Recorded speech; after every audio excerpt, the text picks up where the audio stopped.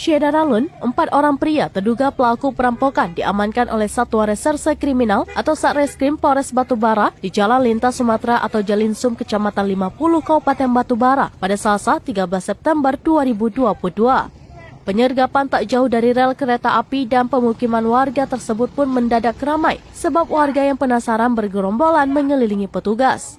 Terlihat sebuah mobil Toyota Innova Silver dengan plat BM 1590LE yang diduga dirental oleh pelaku terparkir menyilang dipalangi oleh sepeda motor. Kasareskrim Polres Batubara AKP JH Tarigan membenarkan kejadian tersebut. Menurutnya kejadian tersebut terjadi pada pukul 13.30 waktu Indonesia bagian Barat siang tadi.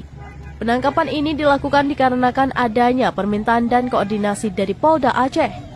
Disampaikan ada 4 orang tersangka yang diamankan dalam penyergapan kali ini, di mana keempatnya mengendarai mobil rental dari kota Medan. Ia mengaku untuk tindakan hukum selanjutnya akan dilakukan oleh petugas Polda Aceh yang saat ini sedang melakukan perjalanan menuju Kabupaten Batubara. Iya.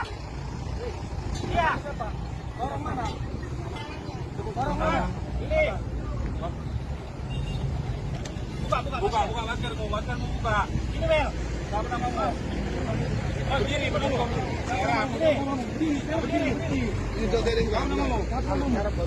Iya pas. Iya pas.